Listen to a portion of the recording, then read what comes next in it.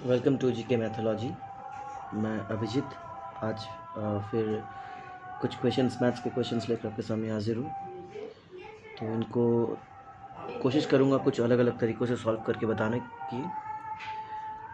जैसे आप देख पा रहे हैं पहला जैसा क्वेश्चन है हमारा सॉरी एक अलजेब्रा की क्वेश्चन है और साथ ही साथ ऐसे बहुत सारे सवाल हैं जो अभी एनटीपीसी में आ रहे हैं और ग्रुप डी में भी आएंगे। अलजेब्रा से है, ट्रिग्नोमेट्री से है। तो पहले मैं टॉपिक वाइज क्वेश्चंस नहीं पकड़ रहा हूँ, तो मिसलेनियस पकड़ रहा हूँ क्योंकि अभी टॉपिक वाइज करने का वक्त है नहीं। सो मैं मिसलेनियस टाइप क्वेश्चन पकड़ूंगा एक एक करके। किसी को अगर किसी और क्वेश्चन में डाउट हो या फिर उनके पास कोई अपना क्वेश्चन हो जिनमें उनका डाउट है, तो आप कमेंट बॉक्स में भेज सकते हैं मुझे। मैं उसका सॉल्यूशन कोशिश करूँगा देने की। और रिक्वेस्ट करता हूँ कि आप लोग से रिक्वेस्ट है कि आप लोग लाइक, सब्सक्राइब एंड शेयर कर दीजिएगा। चलिए शुरू करते हैं। Question a + b = 10, a³ + b³ = 370। Find second bracket, first bracket, second bracket a + b whole square - 3ab first bracket. तो इसकी वैल्यू हमको निकालनी है। तो इसकी वैल्यू निकालने के लिए हमको ए बी की वैल्यू निकालनी बहुत ज़रूरी है। तो हम देखते हैं, हम दो तरीक़ों से निकाल सकते हैं। एक तो इसको चेंज करके और एक है इसको चेंज करके। इसमें इसके थ्रू हम निकाल सकते हैं और इसके थ्रू भी देख लेते हैं। पहले इसके थ्रू देख लेते हैं। a + b = 10 है, तो हमने इसको होल क्यूब कर दिया। तो a + b होल क्यूब का फॉर्मूला आपको पता होगा, उम्मीद करता हूँ मैं।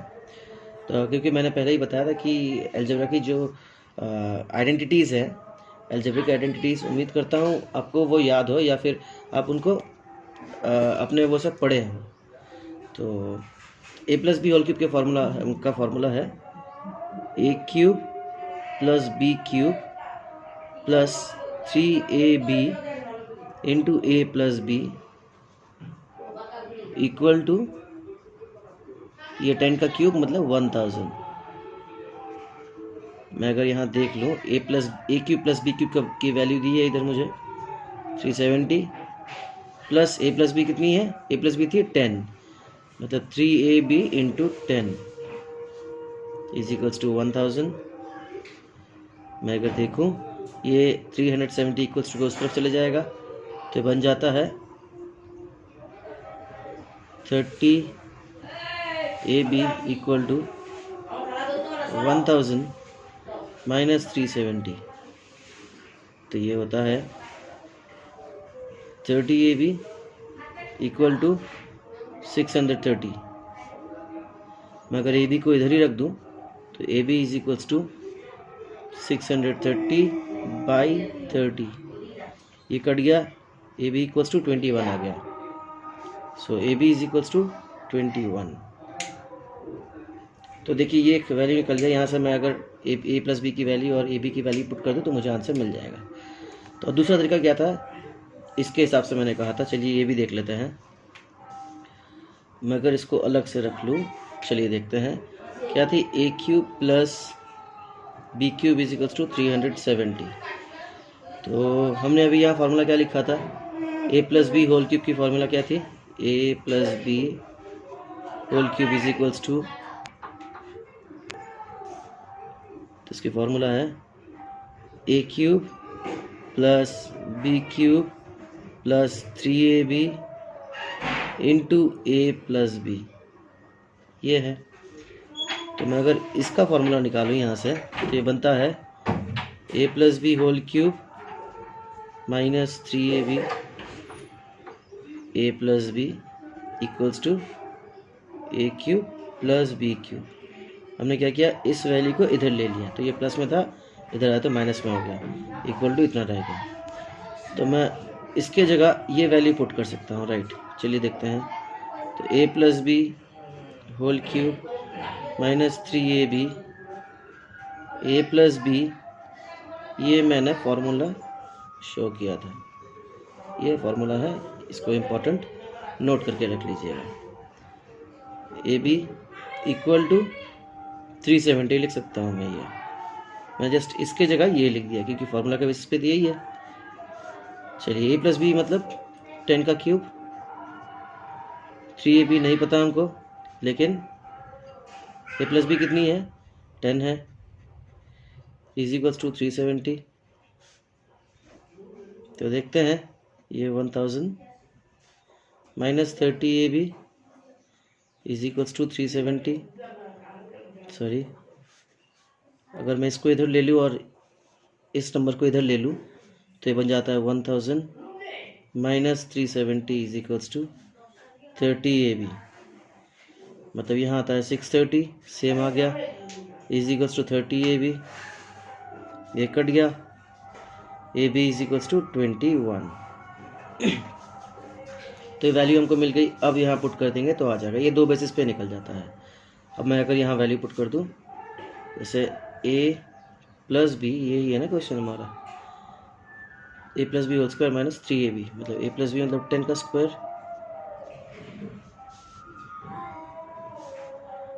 माइनस 3, ए बी मतलब 21, 3 इंटू 21, तो ये आता है हमारा 100 माइनस 63, आंसर आ गया हमारा 37।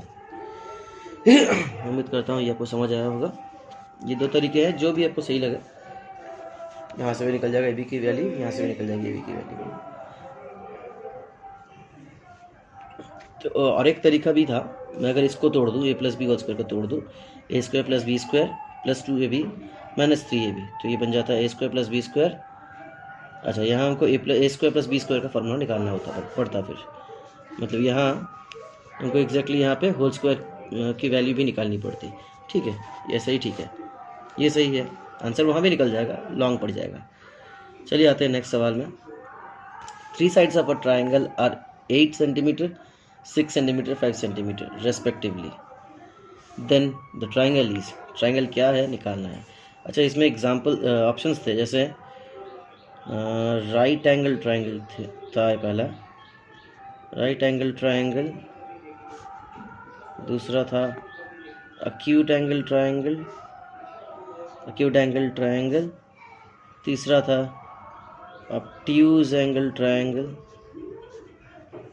एंगल्ड ट्राइंगल, चौथा था इक्विलेटरल ट्राइंगल।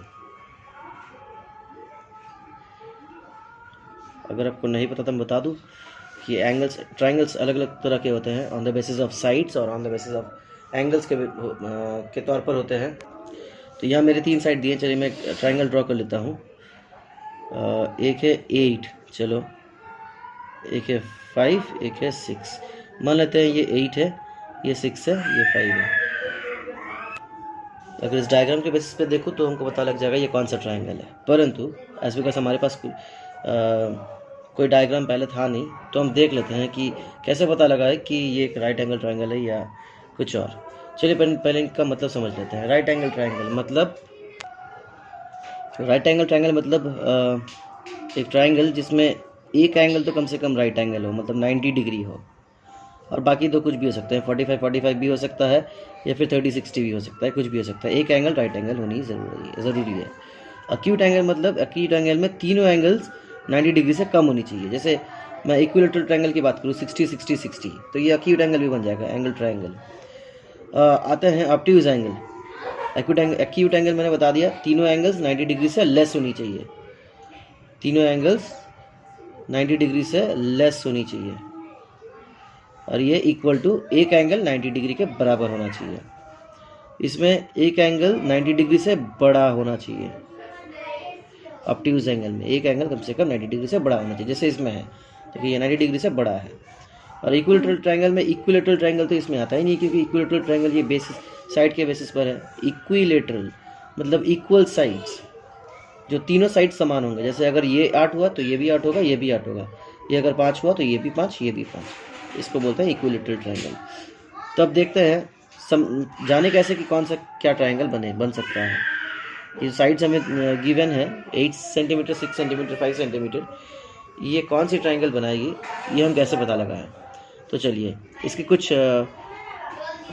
बेसिक फंडास होते हैं वो पहले दिखा दूँगा आपको।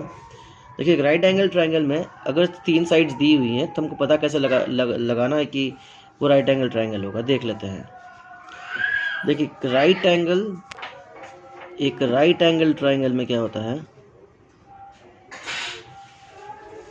आपने पाइथागोरस तो सुना होगा। तो राइट एंगल ट्राइंगल में पाइथागोरस के हिसाब से अनुसार क्या होता है, hypotenuse square equal to perpendicular square plus base square, ये होता है राइट एंगल ट्राइंगल में। तो परपेंडिकुलर स्क्वायर और बेस, परपेंडिकुलर के स्क्वायर को और बेस के स्क्वायर को प्लस करेंगे तो टोटल मिला के हाइपोटेन्यूज का स्क्वायर होना चाहिए। अगर होता है तो वो राइट एंगल ट्राइंगल है। अक्यूट एंगल में देख लेते हैं। अक्यूट एंगल ट्राइंगल में देख लेते हैं ये क्या होता है। यहाँ याद रखिएगा, ये हाइपोटेन्यूज की स्क्वायर हर वक्त परपेंडिकुलर स्क्वायर और बेस स्क्वायर के सम से छोटी होगी, तब जाके ये अक्यूट एंगल कहलाएगी। अब आते हैं ऑब्ट्यूज एंगल में। ऑब्ट्यूज एंगल ट्राइंगल में आते हैं। इसमें क्या होता है, हाइपोटेन्यूज इसकी जो स्क्वायर होती है ये हर वक्त परपेंडिकुलर स्क्वायर और बेस स्क्वायर के सम से बड़ी होगी, तब जाके ये ऑब्ट्यूज एंगल होगी। ठीक है, तो ये 3 फैक्ट्स हैं जो आपको पता होनी चाहिए। अगर साइड्स दे दी जाती है तो आप पता लगा सकते हैं इस तरीके से कौन सा एंगल या ट्राइंगल बन सकता है। और इक्विलेटरल ट्राइंगल में जैसे कि मैंने आपको बोल दिया है पहले ही, इक्विलेटरल ट्राइंगल, इक्विलेटरल मतलब होता है equal sides and equal angles. Normal सी बात है, इक्वल साइड्स होंगे तो एंगल्स भी सेम होंगे। इक्वल साइड्स या इक्वल एंगल्स दोनों ही होते हैं। ठीक है, इक्विलेटरल ट्रायंगल में हर एक एंगल कितने का होता है, 60 डिग्री का होता है। ईच एंगल 60 डिग्री, तभी तो जाके टोटल 180 बनेगा। ईच एंगल अगर 60 होगा, 3 एंगल 180, तो ये होता है इक्विलेटरल ट्रायंगल। चलिए देख लेते हैं क्या क्या है साइड्स। 8, 6, 5, जो 8 है हम उसको हाइपोटेन्यूज पकड़ लेते हैं क्योंकि हाइपोटेन्यूज ज़्यादा होना चाहिए।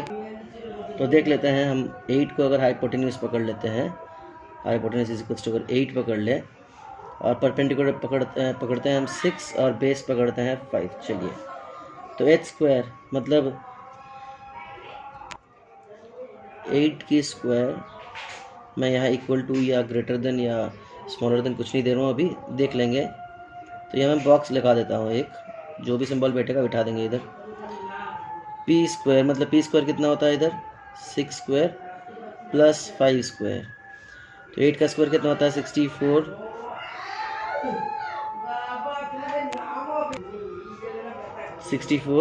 ये आ गया हमारा यहाँ जगह, ये 36 और ये 25। 64 ये प्लस करके, तो ये बीच में ये सिंबल के छोड़ देते हैं, ये प्लस करेंगे तो आता है 6, 5, 161। मतलब ये 64 बड़ा है, मतलब ये ग्रेटर देन बैठेगा, मतलब हाइपोटेन्यूज हमारा ग्रेटर देन होना चाहिए। ग्रेटर देन कहाँ है, ऑब्ट्यूज में है। तो देखिए फिगर के अनुसार भी ऑब्ट्यूज ही लगा था, और ये तो इधर हाइपोटेन्यूज, तो यहाँ 64 बड़ा है, मतलब hypotenuse greater than the sum of perpendicular square plus base square. इसका मतलब ये ऑब्ट्यूज एंगल है, ये एक ऑब्ट्यूज एंगल ट्रायंगल है। ये आ गया समझ। चलिए कोई डाउट हो तो कमेंट बॉक्स में बोल दीजिएगा, मैं कोशिश करूँगा उसको क्लियर करने की। चलिए आते हैं नेक्स्ट सवाल पे। ये नेक्स्ट क्वेश्चन दिया हुआ है, x square minus 7x plus 1 is equals to 0। तो हमको वैल्यू निकालनी है x प्लस 1/x की। देखिए भैया बहुत सिंपल है, तो ऐसी कोई सोचने वाली चीज़ है नहीं। चलिए मैं इसको पहले लिख लेता हूँ, x square minus 7x plus 1 is equals to 0, और ये हमारा वैल्यू निकालना है x प्लस 1/x का। तो देखिए एक चीज़ मैं अगर देखूँ, x प्लस 1/x, यहाँ से हमको ये दिख रहा है, ये फॉर्मेट हम कहीं से भी किसी भी कुछ भी करके यहाँ ला सकते हैं क्या, पहले हमको ये देखनी है। चलिए देखते हैं, हाँ लग तो रहा है आ सकता है इधर, क्योंकि यहाँ x भी है और इधर प्लस 1 भी है, तो नीचे x होना ज़रूरी है और इधर स्क्वायर कटना ज़रूरी है। चलिए हम एक काम करते हैं, हम x square minus 7x plus 1 के साथ सबके साथ डिवाइडेड बाई x कर देते हैं। सबके साथ किया मतलब कुछ नहीं किया, है ना। चलिए देखते हैं। तो ये एक्स स्क्वायर और एक्स कट गया, एक्स कट गया, कितना बच गया, x -7 plus 1/x is equals to, ये 0 ही हो जाएगा। तो अब देखिए x प्लस 1/x, मैंने इसको यहाँ लिख लिया, -7 इज इक्वल्स टू 0। तो हमारी वैल्यू कितनी आ गई, ये इधर माइनस में है, इक्वल्स टू को इधर लेंगे तो कितना होगा, x इज इक्वल्स टू 7 आ गया। ये देखिए कितना सिंपल था, बस इतना सही था ये। चलिए बढ़ते हैं नेक्स्ट सवाल की ओर।